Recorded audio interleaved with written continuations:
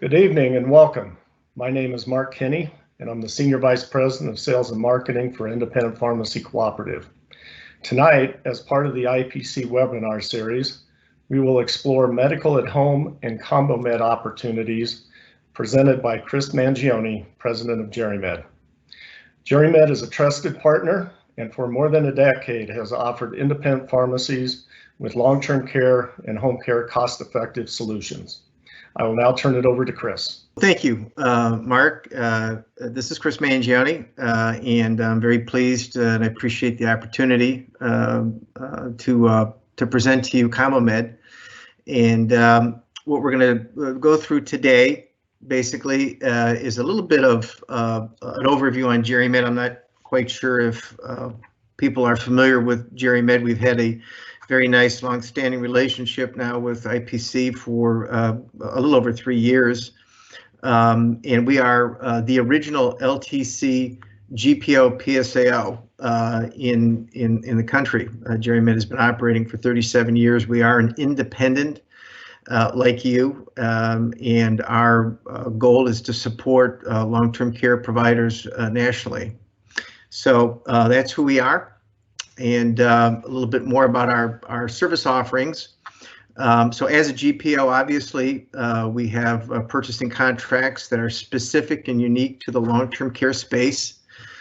We also have a network, our LTC Med D network. So GeriMed contracts directly with PBMs, and we hold retail, commercial, a good array of commercial, as well as the Med D contracts in the LTC space. And finally, GeriMed also has a profiles software offering, and it's a proprietary software used by consultant pharmacists, and you'll see these the software is employed more in the skilled facilities, but there are, I think, about 15 states that require for assisted living reviews to be done, chart reviews to be done by pharmacists. So those are the three primary core offerings of GeriMed. So our agenda today, basically, I want to revisit some of the major tenets to ComboMed. We'll look at some of the unique benefits to the community-based pharmacy, the opportunities for growth and profitability. The ComboMed program takes full advantage of the expansion of long-term care in the community space. And our belief basically is that the community-based pharmacies are very nicely positioned to take advantage of that. And what we do with ComboMed is marry up the long-term care reimbursement so that this is a very profitable expansion of your business. Talk a little bit about the setup process. It's simple. Just with respect to what you need to do, there are no significant operational changes. What ComboMed simply allows a community-based pharmacy to do is to work in two different classes of trade and get the full benefit of closed-door reimbursement. We'll talk a little bit about medical at home. Medical at home is a very interesting expansion of long-term care. We spent a lot of time with advocacy groups, NCPA in particular, as well as SEPC. These are two groups, and they complement each other in terms of our voice to CMS in getting medical at home recognized as a legitimate segment of long-term care. In the meantime, what I will review with you is we have some near-term and current benefits in medical at home that allow additional margin. So we'll talk in more detail about what that patient looks like and how GeriMed can support that for you. So ComboMed basically is just the recognition of the long-term care opportunities to the community-based pharmacy. What the program does is through dual taxonomy, and I'll repeat this again, dual taxonomy is nothing more than having two primaries. It's NCPDP speak, but it's not a new concept. Most pharmacy operating systems can accommodate up to 4 different primaries. What GeriMed does basically is we get our chain code in the operating system that allows you to submit claims to our contracts, and it really is your retail PSAL remains the same, and all you're doing now is moving claims that would putting through the retail that have a PRC code of 349, which is the basic three codes for long-term care patient location codes, but through the GeriMed chain code, and from there you get paid just as you've been paid before. You just get paid the LTC rates, which are superior. And we'll talk a little bit about what that looks like. So let's talk a little bit about the opportunities in long-term care. As I mentioned, ComboMed basically allows the pharmacy to diversify and exploit the opportunities in your backyard. Most of our pharmacies, and we have added this year alone about 265. We have well over 800 ComboMed pharmacies in our network, some with as few as 100 beds or 50, and some with 1,200. But what it allows the community pharmacy to do is to pick up the long-term care reimbursement and value that goes with the expansion of that business. I'm not sure where you folks are. I'm sitting here in Louisville, Kentucky, and I can't turn a corner without seeing a long-term care or an integrated campus being built where you've got independent living, assisted living, and skilled living. So it is expanding for good reason. We'll go through some statistics to show you the expansion of this elderly population. So this population isn't going anywhere. It's growing, and it's in your backyard, as well as group homes. And so what you're looking at here on this slide basically are the markets that are typically serviced by long-term care pharmacies.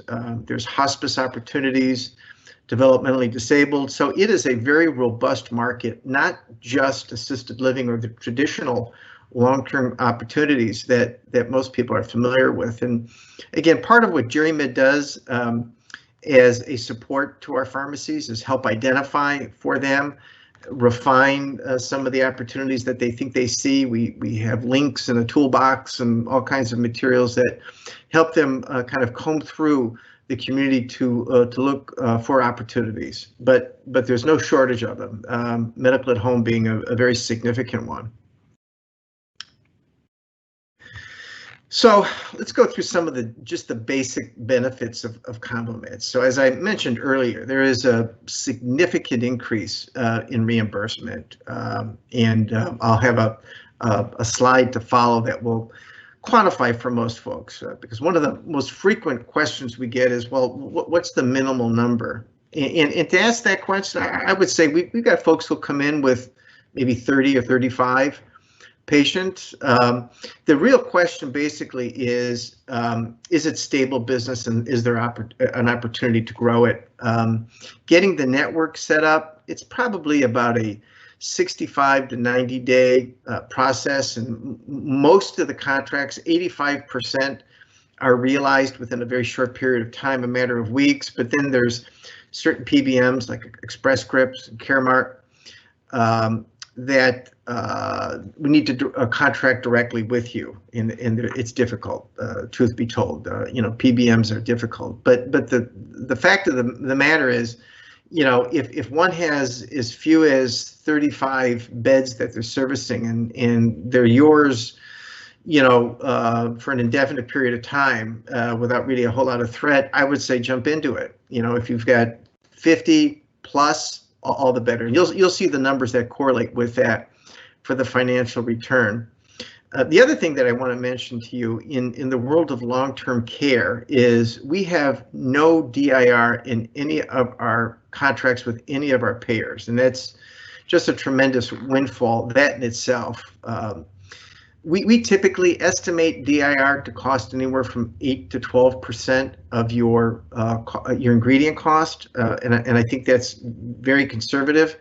But as you can imagine, by just moving claims from the retail that maybe you're processing some assisted living claims to the GeriMed chain code, rings that out, as well as increases both the claim value. And I'll show you some numbers that will give you a good sense.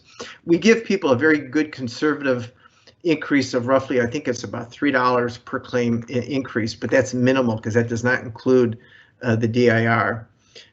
In addition, the ComboMed program has a brand-only lead, and so we have a cost of goods opportunity. So again, you're able to, we'll set up, work with your wholesaler to set up an LTC account, and then you would buy off of our contracts, and that provides anywhere from another 3 to 4% off of WAC. Again, very significant. That's on top of your supply agreement. So it does provide a very unique cost of goods opportunity on both the buy side and sell side for ComboMed, as well as medical at home. We'll go through that a little bit more on the buy side in particular. So there's some good margin opportunity, and there's growth, right? In the world of long-term care, going out and finding additional assisted living facilities or group homes. So there's significant upside opportunity to grow your business outside the traditional retail walk-in business that you currently service. So there are some wonderful benefits financially and from a business perspective to adopting the program. So let me give you a little bit of a kind of and again, these are very conservative numbers. When we publish, the correlating dollars, we're coming in typically on a very low end of a range. But the reason I wanted to put this in front of you is it does not take many beds to justify moving into the program. And again, my only caution is if you think you're going to lose the business, I want to let you all know that GeriMed is not going to lock you into a 3 or 5 year contract. We are privately held, and I certainly, we add more business than we, than anybody else. Actually, we add more business than my 2 publicly held counterpoint parts combined. So if somebody's not happy in the network, I don't want them in the network, and things happen too. I mean, we've had folks that for whatever reasons have lost their business.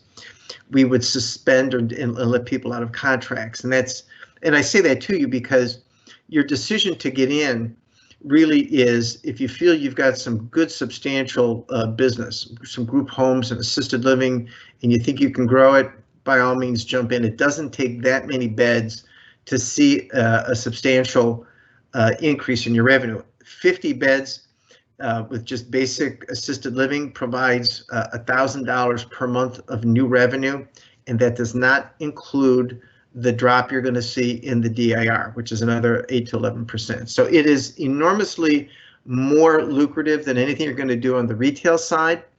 And as I mentioned, it doesn't take many beds. I think our average ComboMed customer comes to us with anywhere from 250 to 350 beds.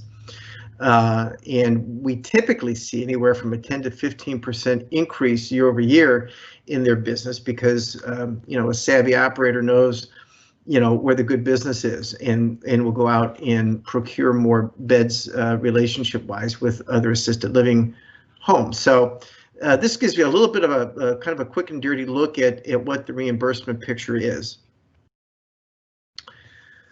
So some of the main features basically include a simple enrollment process. So if you think you want to explore or if you're ready to put an application in, we have an online application. One of the things that I do want to mention, and I should have done this earlier before I started, we'll take questions near the end of the program. And one of the things that I want you to write down is our ComboMed email address. So if any questions come to you after the program, we have an email address of ComboMed, ComboMed @gerimedgso.com. If you wanted to just go ahead and send us an email, one of our representatives will get back to you within a day. Or if you wanted to just give us a call at 800-456-4374. That's 800-456-4374. We'll answer any questions and spend some time with you if you want to evaluate your opportunity. So I should have said that at the very beginning. My apologies. Again, some of the additional features is a low cost network, a flat membership fee. So we have, because of our relationship with IPC, we don't start any billing on the network, which is $200 per month until 90 days into the relationship. The reason this is as important is because when you look at our competitors as alternatives, you will spend anywhere from about 6 to 9 cents per transaction, which means basically as your business grows, your network expense grows. So our rate is a flat monthly fee, and as your business expands, that rate remains $200. There's minimal implementation or operational changes. In other words, the only thing really that changes operationally is how you're going to bill on the other chain code and kind of carve out this LTC business. You're using the same DEA. That's a very common question. The DEA remains the same, and in 99% of the time, your pharmacy license remains the same. I would struggle to see if there's any states that require any additional licensure. Most do not.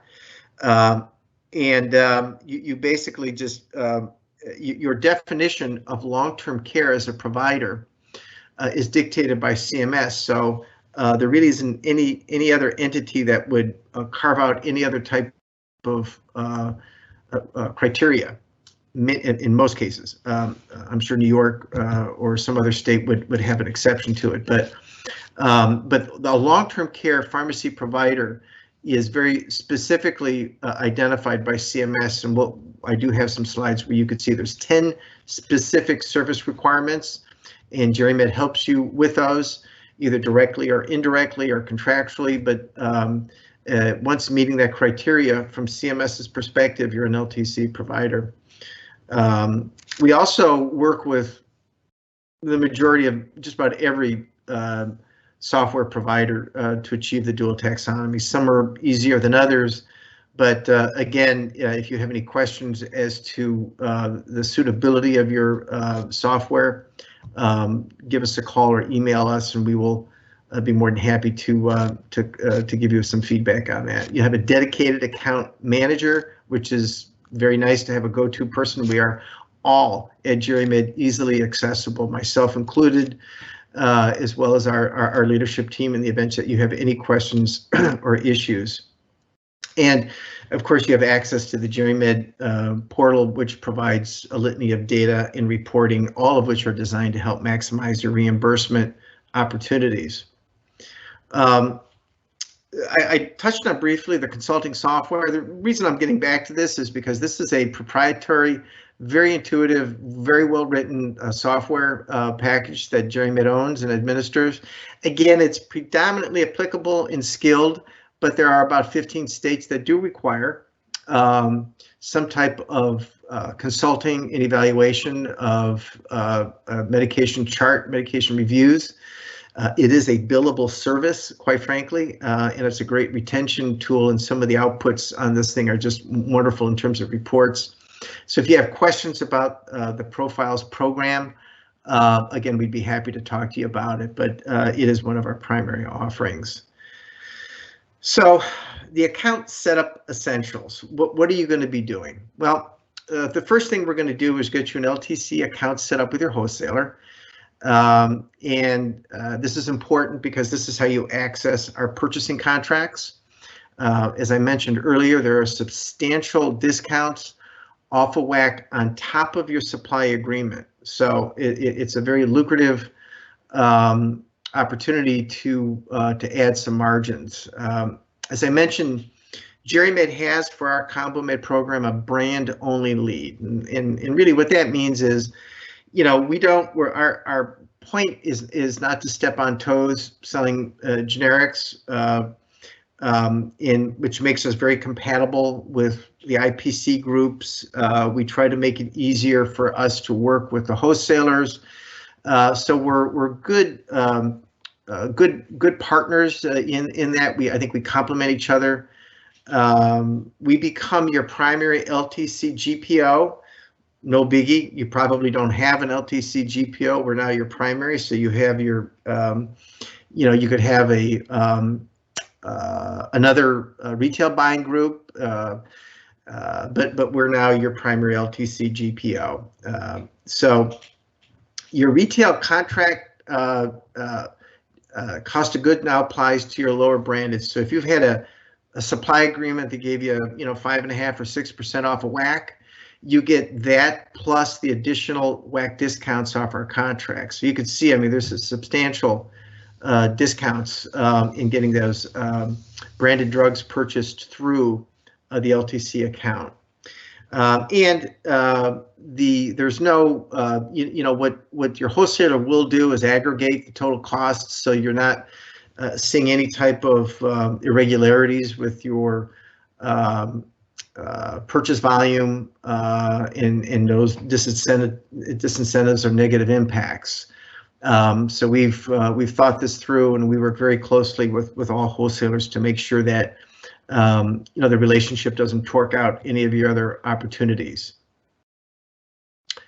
So that's just a little bit of a review on what medical at home is, and I think hopefully what I've tried to capture is the community-based nature of the opportunity, and I think both the financial and business upside to the community-based pharmacy with respect to business opportunities with assisted living, group homes, as well as the fact that you need very few numbers of beds and patients to service to make this make sense for you financially. One of the areas, and again, from a medical at home perspective, that many community pharmacies may be seeing today are homebound patients. And I will go through what that patient looks like in this presentation, but medical at home is one of the fastest growing segments of long-term care for a lot of reasons. I've got some very nice information in here that will kind of lay out to you and this is CDC, CMS information as to why this population is expanding. And when you look at these numbers, it does not even take into consideration the current situation that we're in with some seniors that are socially isolated right now that may require this service. But again, the LTC markets, I just want to reiterate, are substantial for the community-based pharmacy, medical at home being a significant one. So there are many service opportunities. So let's talk a little bit about the face of long-term care and why it's changing and who's changing it. And this is what the boomers are doing. There are substantial numbers of folks that are eligible or more than likely would have been found, say, 10 years ago, entering into a skilled facility or some type of an assisted facility, but instead are basically just wanting to stay home. And they're wanting to stay home because it's an infinitely more desirable place to be. And many of them are supported by a spouse or another family member, and some by agencies. But what they all have in common, basically, is these are folks that you would traditionally have found in a nursing home. They have all the comorbidities and drug utilization, but they're just remaining at home for a longer period of time. And I have some information that will show you that dynamic. So these folks are staying home, and that's a good thing. It's a lower cost environment, but in many cases, they don't have the pharmacy relationships as they would have had if they were in a skilled or an assisted living facilities, and hence they are clearly underserved, and therein lies some of the opportunity. So the estimations, and this is one of the studies that we dug around, and this is Ornstein is a physician who had a publication in JAMA in 2015. using 2011 data that showed a minimal number of Med D recipients. And what made this study noteworthy was the fact that there was very few studies done on Med D recipients that were homebound.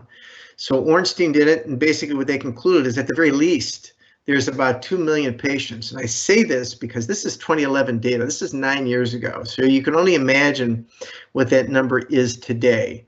So this is the documentation that we say at the very least, you've got a couple million people who aren't home, who are home for a variety of different reasons. And the reason is, and this is the definition that we use to kind of call out the medical at home patient, is that these folks are adults or children. They have some kind of a functional or a medical impairment that prevents them from leaving their homes independently. So if you can imagine, you know, if you're in a skilled facility and you see these old folks just kind of shuffling along, some can walk, but they cannot navigate their environment to the extent that they can procure basic needs, one of which is pharmacy. So you know, they may have loved ones that put them in a car and they can drive around, they can go to the mall, but they cannot exist independently. And that is your medical at home patient. You may have some already in your pharmacy where you've got either an agency that shows up and you're doing compliance packaging for them, or maybe it's a spouse or a child that's helping them with their medications. That now, by definition, is a medical at home patient, and it would qualify, frankly, for both a reimbursement as well as a cost of goods opportunity. And I make that distinction because you also have patients that like compliance packaging from a convenience perspective, and these folks are out golfing and vacationing and live quite normal lives. That is not medical at home. So I just want to make the distinction between the necessity of the service versus the convenience of the service.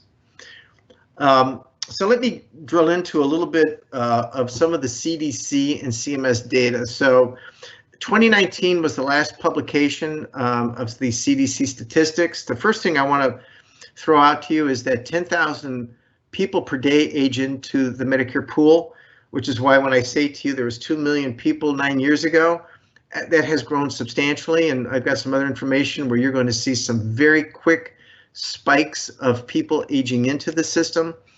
You know, so long-term care, you know, the assisted living, the skilled, there is going to be no shortage of patients here in the very near future as these folks age into it. So, and again, I've given you the definition of medical at home, and I say it because it's important to know that as you evaluate the patients you're doing compliance packaging for, so you can get kind of an inventory of who these patients are. Getting back into the aging in, and again, this is lifted right out of the CDC, CMS websites. What you're seeing on that little green bar is the boomers, and that's 2018, right? And what you see aging in here subsequently are all of the other demographics, the folks born between 45 and 64, the boomers. Then you're looking at people, Generation X, born between 65 and 84. So you begin to see the steep incline as the population continues to expand. Lots of people, but we're in the midst of the significant expansion right now of just the boomers alone. So it's not going away. This is a very significant piece of information, and again, I say this because, you know, GeriMed did not make up medical at home, but we did identify for CMS the critical shift in the population from the nursing home environment to the home. And this has gone almost unnoticed by many stakeholders, manufacturers, payers, etc.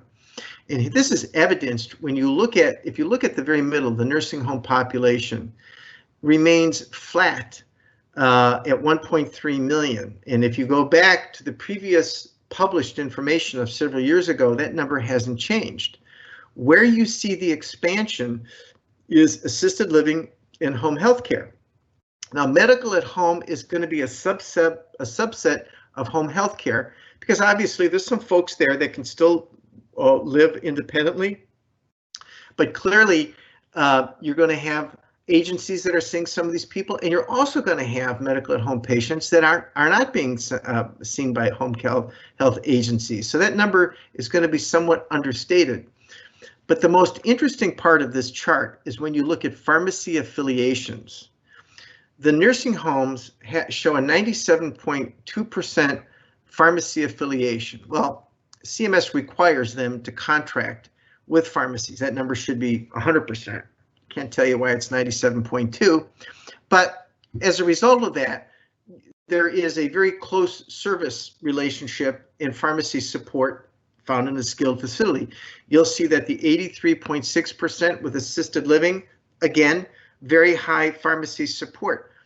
But what's alarming is that you've got less than 5% pharmacy affiliation with home health agencies.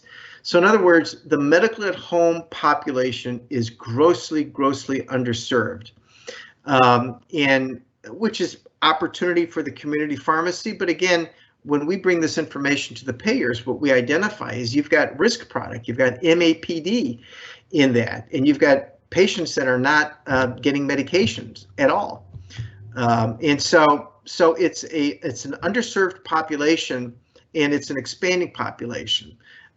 Not good. And this is the argument that we have in front of CMS for LTC recognition of this population. So very significant. This is all CMS information. So I want to spend a little bit of time to identify where these patients come from when they're entering or being serviced by community-based pharmacies. And the two predominant areas is 1 and 2 here, where you're going to have a family or an agency comes to your pharmacy on behalf of the patient who can't come in, and you're servicing the pharmaceutical needs of that patient. And I think everybody can kind of identify with that patient and that relationship with the agency or of a family. Or you may have nurtured a relationship with a primary care or family practitioner who is calling in prescriptions on behalf of a patient that can't navigate these environments. And so those are the top 2 areas where a medical at home patient will present itself to a community pharmacy. The other 3, 4, and 5 have more to do with governmental programs, demonstration projects, and so, you know, those are the exception. But by and large, if there's a patient in a medical at home environment, they're getting their medications through one of these 5 directions from a pharmacy. So that's how they're found. That's how they come to the community-based pharmacy. The other thing that I wanted to mention to you is long-term care is defined by a provider by CMS by services rendered. And my colleague and I put this little graph together because, you know, we're always arguing with PBMs, as you can imagine. And one actually wanted to take one of our large pharmacies and say, hey, everything they're doing for medical at home should be done by mail order.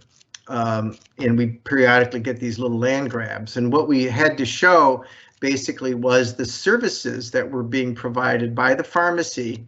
And I'll drill into those 10 specific services that are found in the CMS chapter 5 of the CMS manual. But, you know, for the most part, when you look at the typical services provided, you will see that a medical at home pharmacy is providing, with the exception of the e-kit, all the essential services in contrast to a mail order. And that's the point, is that if you're asking yourself the question, I'm a community-based pharmacy, what gives me the right to do LTC? The answer is CMS, if you offer the following services, and I'll show you what those services are. And this is where GeriMed helps support you in being able to contract or support those services directly. The point I'm making here basically is there's very clear distinctions in these classes of trade, all governed by service offerings of the pharmacy. So let's talk a little bit about, you know, that patient that comes in and whether or not you feel that you can support that patient, or if that patient meets the criteria for medical at home. So the first thing basically is, if you're going to be an LTC provider, You have to be providing 10 services required by CMS. I will walk through those through you in this presentation, but compliance packaging is the common denominator in everything that's done in LTC. The next thing is that that patient is getting all their medications from you, and that patient is not getting the medications by walking in. If they're picking them up at your counter, that's not medical at home. There's typically somebody coming in and getting them on their behalf, and helping them with their pharmacy needs. And it could be as simply as organizing their meds every day. They don't have to be administering every dose. There's a caregiver of some sort, as I mentioned. There's no qualifications. Nobody says it has to be an RN that's in there 24/7. It could just be a family member that's facilitating their care and helping support them, or an agency. So there needs to be that kind of support. And basically they require the services of an LTC pharmacy. It's something that's not going to be supported by a mail order service.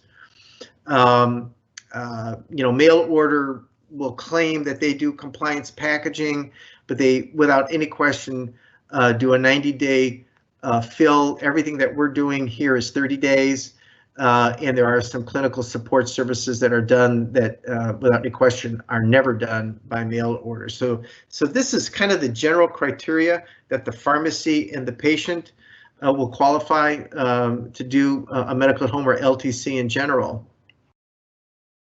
One of the things that I wanted to get back to was assisted living, because it's very interesting. I would say about 95%, maybe 90% of the beds serviced in our ComboMed community pharmacies are assisted living. And again, it's understandable because they're in your backyard already. But one of the things that we have noticed, and this is documented in a study of increased acuity, and acuity basically is just defined as nursing intensity.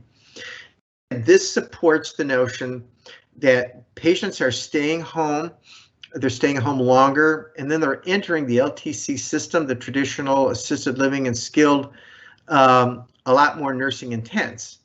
And that here is evidenced by the healthcare services now that assisted living are contracting for, that makes them look almost like skilled. And I will tell you, GeriMed has very successfully been able to negotiate assisted living rates equivalent to skilled for this reason. So you kind of get a sense of the contracted services now that are assisted living, and the fact that there's a higher acuity level says that patients are coming in a little sicker. In other words, they're staying home longer. So look, at medical at home is important from an adherence and a compliance. It's important because it decreases hospital utilization. It, without any question, offers a higher quality of life to the patients. It's a lower cost environment and just a much more desirable environment for patients. And comes as no surprise that the boomers figured this out. And but there really is very few arguments to say that a patient doesn't belong at home. What we're working on right now in CMS's position is that LTC services should be location neutral, and we agree. They just need to codify to identify this class of trade in the manual so that the PBMs will uniformly contract with us to get the better rates. So it is the best place. I just put in a slide in here that just looks at top diseases treated by LTC.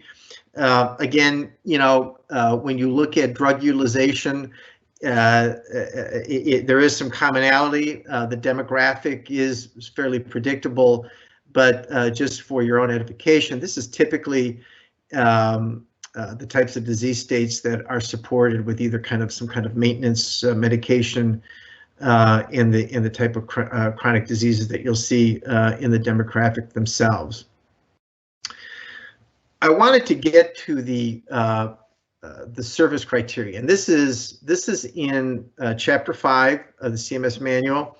These are the 10 services that CMS says, look, you have to be able to provide it directly or indirectly, right? And by that I mean, it says IV medications. Well, you don't have to have a clean room, but you have to have a place where you can go to get something compounded. You can contract with a hospital in some cases, and GeriMed has contracts with service providers that will allow you to contract for these services. But at the end of the day, in order to say you're an LTC provider, you need to be able to provide these 10 services directly or indirectly. And this is where GeriMed helps support you to make sure that you can say that to participate in the network, servicing any type of segment 3, 4, and 9. So this is the service requirement, and this is what allows you to be an LTC provider. Packaging is very important. It drives adherence, and I will tell you that GeriMed frequently carves out 12 fills per year in key therapeutic areas. This is what we say to our PBMs and the health plans. You could see the value in being able to do 12 fills for diabetes, hypertension, cardiovascular disease, and that's a result of that pharmacy relationship that does not exist uniformly within medical at home. So adherence is a great byproduct of the compliance packaging and a common denominator in all of LTC. And without any question, the 10 criteria from CMS is not limited to the services. There's a multitude of other types of therapeutic and clinical services that can be offered. And again, we can help you if you want to pursue any of this independently, with your pharmacy. So with that, I'd be more than happy to take some questions. I do want to mention that one of the most common questions that we typically get is no change to the DEA. There is no real minimal number of pharmacies that need to be serviced.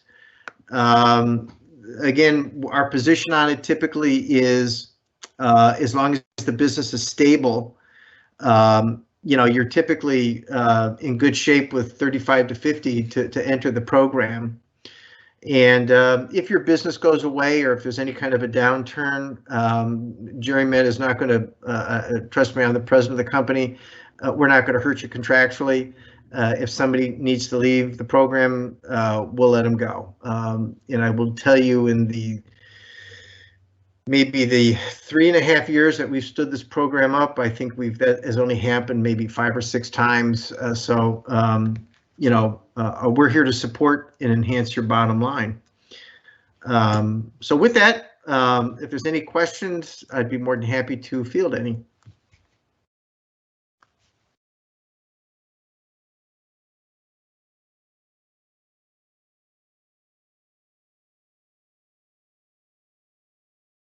Again, I do want to mention that if anything comes to mind later, please feel free to email us at ComboMed@gerimedgso.com, or if you want to call us directly at 800-456-4374. We do have representatives that would be more than happy to take your questions and evaluate your business needs. So with that, the program ends. I'm very pleased to have talked to you. Please, I'll be in the office this week as well.